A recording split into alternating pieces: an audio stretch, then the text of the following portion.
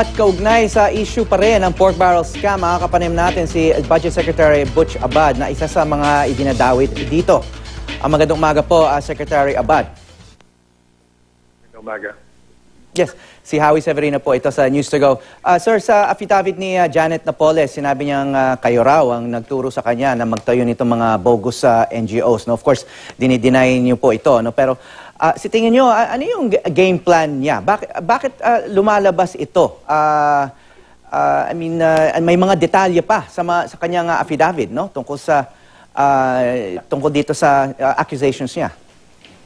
Well, alam mo, Howie, mabuti nga na may detalye. Kasi pag yung walang detalye, listahan lang, mahirap mong kilatisin ng maayos. At pag may detalye, may pangalan ng tao, may petsa, may halaga, may pangalan ng organisasyon, pwede nating patunayan kung totoo o hindi yung pinagsasasabi. At ito nga nilabas niyang affidavit ay isang magandang halimbawa kasi sinasabi niya rito sa affidavit niya patungkol sa akin na meron daw kaming transaction involving 10 million pesos sa isang cooperative, yung Batanes Electric Cooperative. At nangyari ito noong 2000 at may namagitan na Mr. Harming.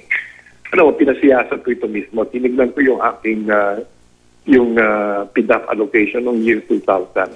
At tinignan ko kung meron ng 10 million na ang beneficiary ay Batanes Electric Cooperative at wala. Ni anumang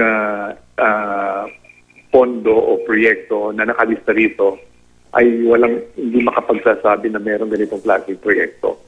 Tinanong ko yung National Electrification Administrator, yung si Administrator Edith Bueno, kasi kung meron nangangasiwa sa mga electric cooperative, itong National Electrification Administration. At sinabi nila, tinignan nila yung records nila. After 3 hours of reviewing their records, sabi nila sa akin, noong taong 2000, walang proyektong nagkakahalaga ng 10 million na nabigyan ng SARO o NCA at naibigay sa Batanes Electric Cooperative. So doon, wala na naman.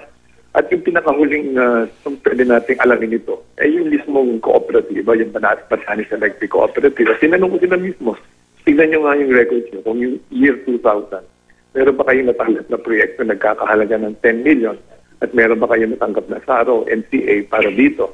At sila mismo, sinabi nila, walang ganong klaseng project. So, ang ibig sabihin nito, yung mismong project kung saan nakabata yung kanyang ibang aligasyon ay hindi totoo at pawang kasinungalingan lamang.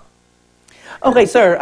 Assuming all these allegations are untrue, ano kayang ma-achieve niya dito sa pag-a-allege, pag-a-accuse ng mga very powerful people like yourselves who are part of the administration, and she is currently at the mercy of the administration? Well, alam mo, dalawang bagay lang yan eh. Yung isa yung patungkol sa kanya, alam naman natin na napakalaki pa rin sa kanya ang interest na makakuha ng immunity sa pagiging state witness. At alam naman natin, hindi ka pwede maging state witness kung ikaw ay nakikitang pinaka-mastermind o most guilty. Kaya ang gusto niyang ipakita dito sa affidavit niya, siya naman ay inosente rito at ginamit lang siya ng mga makapangyarihang tao. Ewan ko naman kung paniniwalaan niyo ng maraming tao. Dahil alam naman natin talaga dito na sa lahat ng mga transaksyon, nandoon siya. Ang ibig sabihin lamang nun, siya talaga ang nasa likod ng lahat ng ito. Ang isa pang anggulong pwedeng mabasa rito at marahil ginagamit siya o nagpapagamit siya o kakonsyaba siya, may mga ilang elemento dyan na ang talagang kanilang layunin ay guluhin ang ating isipin at ilihis yung usapan doon sa mga kaso talaga na lumalakad na sa ngayon.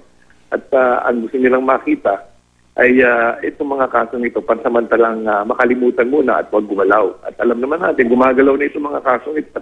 Kapag gumalaw ito, posible makakita tayo ng mga tao makukulong. So sinasabi niyo, posibleng ginagamit lang siya para guluhin lang ang sitwasyon para hindi lumakad itong kaso laban sa mga posibleng sila yung tunay na may salarin.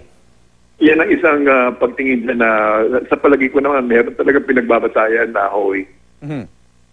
Okay, pero well, lalo siyang hindi magiging state witness niyan kung aakalain ng marami na nag-iimbento lang siya. Tsaka dami niyang hindi lang kayo ang dinadawit niya, marami siyang ibang dinadamay na halos lahat ay nagde-deny, no, na totoo itong sinasabi ni alam mo, Napoles. Howie, kung sa aking banda kaya niyang gawin talagang magsinungaling, siyempre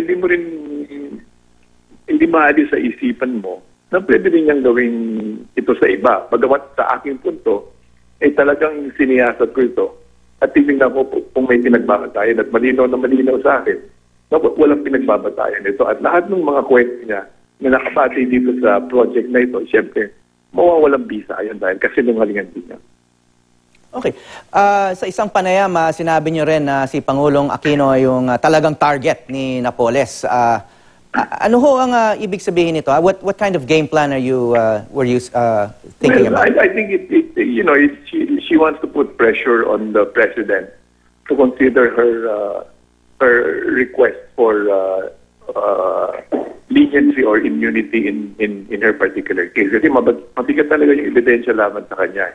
At itong pagkakadawit ng ilan sa amin at ilang mga tao, sa palagay niya, makapagbibigay ng panahon or ng dahilan para pag-isipan ni Presidente itong pagnanais niya na maging state witness. Pero sa palagay ko, meron ng sapat na kaalaman at sa pag-aralan si Presidente tungkol dito na hindi ho natin madaling mababago ang isip niya sa ganyan-ganyan lamang. At siya yung Pangulo, marami siyang impormasyon na dumarating sa kanya at makakapagpasya siya nung akma rito at nararapat.